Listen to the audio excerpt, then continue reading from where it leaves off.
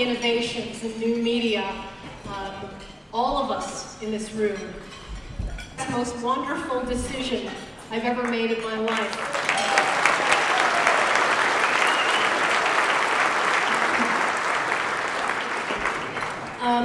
God-forsaken places like California. And they want to move here too. Sorry about that. There's so much to commend this state and this region. The quality of life, the cost of living, and particularly the quality of education.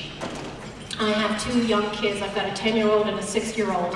And as some of you know, we are very fortunate to be participants in a charter school in Colorado Springs that sees its mission not as propagandizing and brainwashing our children and using them as guinea pigs in their Alinskyite experiment, but as opposed to a sense of entitlement, a sense of humility, as opposed to a sense of hubris, trinket of color. And this really was my first experience with liberal racism and liberal hypocrisy.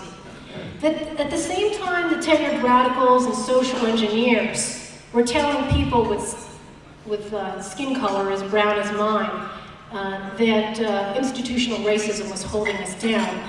They had institutionalized racism on this campus. From the day that I stepped onto it, I was assigned to live at Asia House.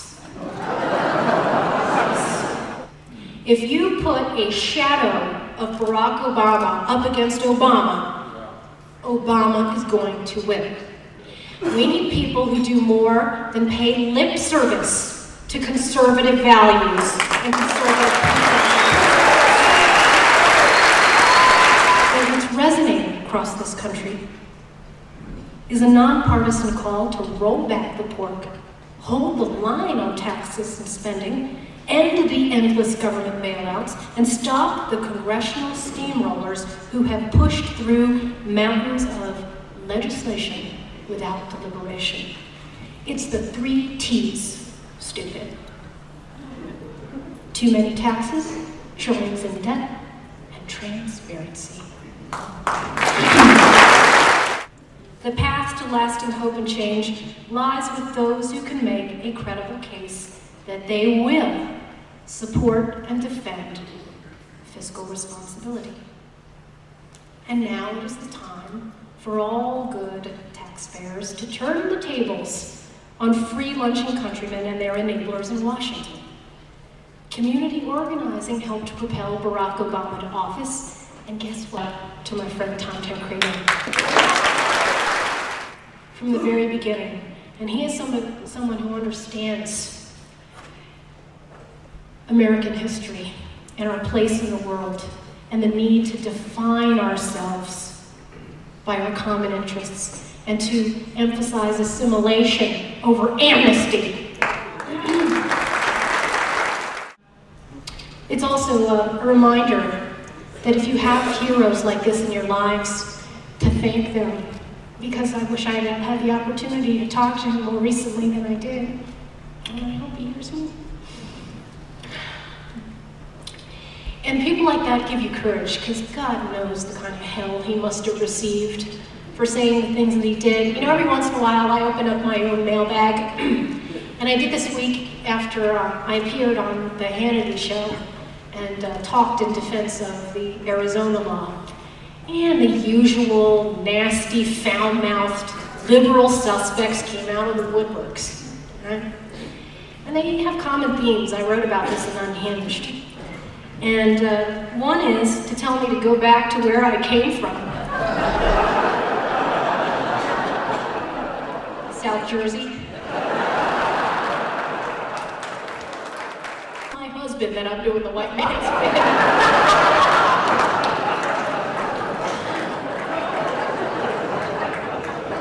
But on a serious note, and just returning to this theme of Sweet Land of Liberty, there's nothing like traveling abroad to remind you of how much you have to do. She said, "You're American?" And I said, "Yes." And she said, you are so lucky. And she said she wanted to do what I did, and how could she get to where I was? And I thought about my parents and the decision they made to come here legally, and the process by which they came here, which was to prove that they learned English, and to pay their legal bills, and go through the medical screening, and to have a skill and a commitment to staying in this country and embracing it and becoming American. And I thought about how, and I think the most important thing as we head into the fall elections in 2012 is to make sure that we are united economic conservatives, national security conservatives, in restoring American greatness, in restoring and defending American exceptionalism, and in making our founding fathers proud again. Thank you.